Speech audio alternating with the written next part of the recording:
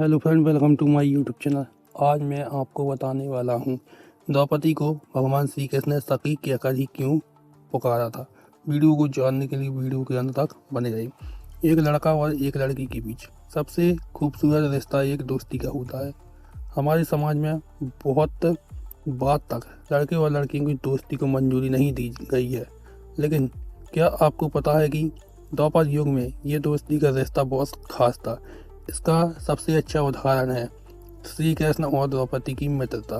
द्रौपदी चाहती तो श्री कृष्ण को भाई बना लेती या फिर कुंती की बहू होने के नाते श्री कृष्ण उनके जेठ हो जाते, लेकिन फिर भी ऐसा क्या हुआ कि द्रौपदी ने श्री कृष्ण को सखा कहा और श्री कृष्ण ने उन्हें सखी कहकर बुलाया। आइए जानते हैं महाभारत के उन किस्से को जहाँ श्री कृष्ण और द्रौपदी की मित्रता को अटूट बंधन देखने को मिला, जो किसी युग में नहीं देखा गया था। महाभारत में भगवान श्री कृष्ण और द्रौपदी के बीच 3 बार घनिष्ठ मित्रता का उदाहरण देखने को मिला है। सबसे पहले भगवान कृष्ण 5 पांडव और द्रौपदी के विवाह के अवसर पर सामने आती हैं। एक ऐसा अवसर था जब कुंती अपने बच्चों से अवध होकर बड़े धर्म संकट में पड़ गई थी। प्रश्न था कि एक स्त्री का 5 पुरुषों से विवाह कैसे हो सकता है। उस समय भगवान श्री कृष्ण ने द्रौपदी को पूर्व जन्म में भगवान शिव द्वारा दिए गए वरदान का संदर्भ दिया था और एक मित्र जैसे अपने मित्र के ऊपर आने वाले संकट के समय सहायता करता है, वैसे ही उस परिस्थिति का निवारण किया गया था। दूसरी बार का किस्सा आप सभी ने सुना होगा। ये वो समय था जब कौरवों की सभा में द्रौपदी को वस्त्रहीन किया जा रहा था और वो विवश नारी अपने 5 पतियों का भी आश्रय न पा सकी। तब द्रौपदी ने श्री कृष्ण को मित्र कहकर पुकारा था और स्वयं को उनके आगे जीव रूप में प्रस्तुत किया था। इसके बाद की कहानी हम सभी को पता है कि कैसे श्री कृष्ण ने एक मित्र के रूप में आकर द्रौपदी को निर्वस्त्र होने से बचा लिया था। ये श्री कृष्ण और द्रौपदी की मित्रता से उत्पन्न हुई ऊर्जा ही थी जिसने इतने दूर बैठे श्री कृष्ण तक द्रौपदी की आवाज को पहुंचा दिया था।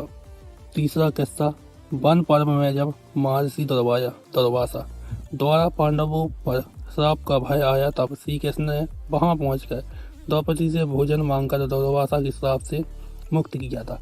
परिस्थिति कुछ ऐसी थी कि युधिष्ठिर ने दुर्वासा को उनके 10,000 शिष्यों सहित भोजन के लिए आमंत्रित कर दिया था, जबकि द्रौपदी भोजन कर चुकी थी और द्रौपदी के भोजन करने के बाद सूर्य व्रत दिव्य पात्र से भोजन प्राप्त नहीं हो सकता था। द्रौपदी ने इस कठिन परिस्थिति में अपने मित्र श्री कृष्ण को याद किया। श्री कृष्ण ने द्रौपदी के दिव्य पात्र में एक पत्ते को चिपका हुआ देखा और उसे अपने मुंह में रखकर सारे जगत को तृप्त होने की भावना की। इस प्रकार फिर एक दोस्त के रूप में उन्होंने द्रौपदी और उनके पत्नियों को संकट से बाहर निकाला था। सबसे अंतिम बार श्री कृष्ण और द्रौपदी की भेंट विराट पर्व में होती है, जब भगवान श्री कृष्ण संधि का प्रस्ताव लेकर हस्तिनापुर जाने को तत्पर होते हैं। सभी पांडव ने अपने अपने भक्तियों से भगवान श्री कृष्ण को अवगत कराया और उसी समय द्रौपदी ने भी भगवान ने उनकी इच्छा को पूरा किया। द्रौपदी ने श्री कृष्ण से कहा कि किसी भी परिस्थिति में युद्ध को टाला ना जाए, क्योंकि बिना युद्ध के द्रौपदी का प्रतिशोध पूरा नहीं हो सकता। श्री कृष्ण ने एक बार फिर द्रौपदी को एक दोस्त की तरह वैसा ही करने को आश्वासन दिया जैसे वह चाहती थी।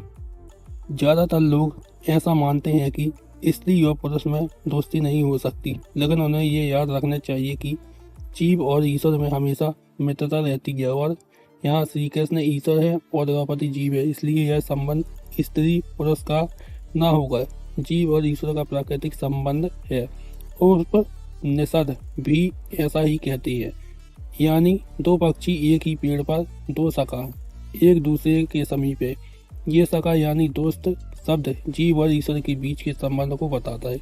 इसलिए द्रौपदी और कृष्ण का मित्र होना आश्चर्यजनक नहीं है, बल्कि ये एक मिसाल है। और वर्तमान में दोस्ती को वाकई अगर आप अलौकिक रिश्ते के रूप में देखेंगे तो पाएंगे कि इसके कई उदाहरण आपके आसपास ही है। भगवान से दोस्ती हो या फिर किसी इंसान से, ये एक रिश्ता है जो छल कपट लालच स्वार्थ और भय से मुक्त होता है।